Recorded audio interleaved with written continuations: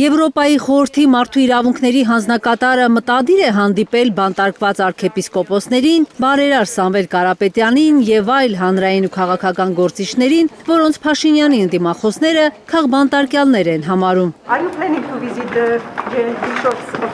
Հայաստանի ազգային ժողով եկած Մայքլ Օ'Ֆլահերթին լրագրողների ոչ մի հարցին չի պատասխանում, ասում է իր այցի օրակարգում լրատվամիջոցների հետ հանդիպում նախատեսված չէ։ Չեմ նախատեսել հանդիպում մեդիայի ներկայացուցիչների հետ։ Եվրոպայի օմբուդսմենն արագ լքում է խորհրդարանը, նրա հետ փակ հանդիպումից մանրամասներ են հայտնում ընդդիմադիր падգամավորները։ Իր մանդատը ենթադրում է մարդու իրավունքների պաշտպանություն եւ մենք առնվազն բարձրաձայնեցինք Հայաստանում դրա խայտառակ ոտնահարումները։ Ցավոք իր պատասխանները, որոնք մեր համար դժվար է գոհացուցիչ անվանել, ես բարձրաձայնել չեմ կարող։ Հայաստան խմբակցության падգամավոր Արմեն Ռուստամյանի խոսքով եվրոպացի պաշտոնյան առանձին օրակարգով էր եկել խորհրդարան։ Մեր երկրում գենդերային հավասարության եւ ներքին հանդուրժողականության մասին խոսելու, բայց ընդդիմադիրները կտրուկ փոխել են հանդիպման թեման։ Ասացինք, որ չէ, շատ լուրջ հարցեր կան Հայաստանում, որ ձեր օրակարգի մեջ չեն տեղավորվում եւ սա առիթ է, որ մենք խոսենք այդ թեմաներով։ Հայաստանում տասնյակ քաղբանտարկյալների հայ-առաքելական եկեղեցու դեմ իշխանությունների սկսած արշավի մասին են հիշեցրել Եվրոպայի խորհրդի մարդու իրավունքների հանձնակատարին։ Կալանքը դառել է պատժի միջոց։ Այսինքն այն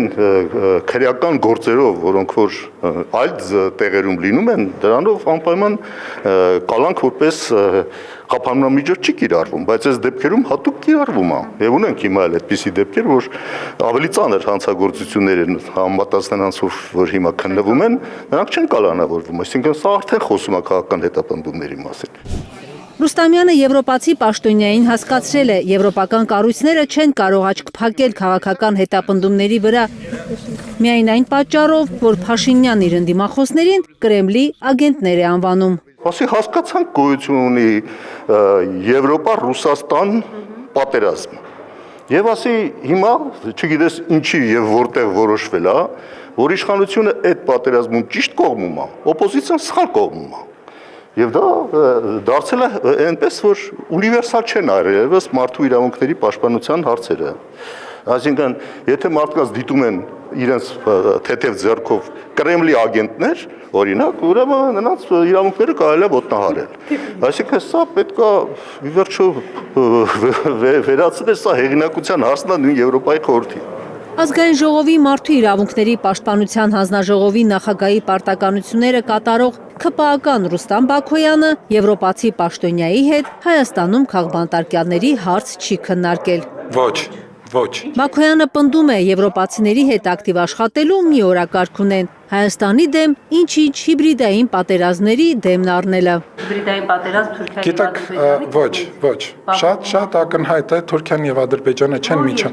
Թուրքիան եւ Ադրբեջանը չեն միջամտում։ Մինչ այդ, եթե մենք ակնարկներ ենք անում եւ կոչ ենք անում մեր շատ բարեկամ երկրների, գործընկերների, որպեսզի այս առումով զերծ մնան Հայաստանի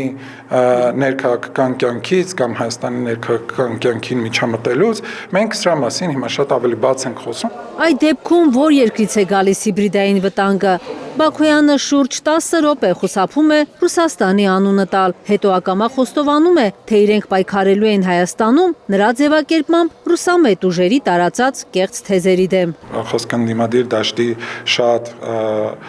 հստակ կողմնորոշում ունեցող օրինակ պրոռուսական ուժեր ներկայացնում են կամ իրենց կողմից տարածվում են թեզեր, որոնք իրականում գոյություն չունեն։ Եվրոպայի օմբուդսմենը հայաստանյան այցի մասին կարծիքը հավանաբար կներառի իր տարեկան հաշվետվության կամ որևէ հայտարարության տեքստում։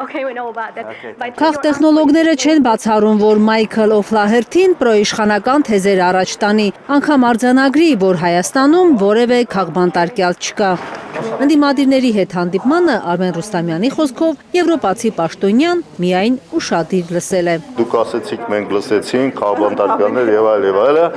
սրան իհարկե մենք կհետևենք։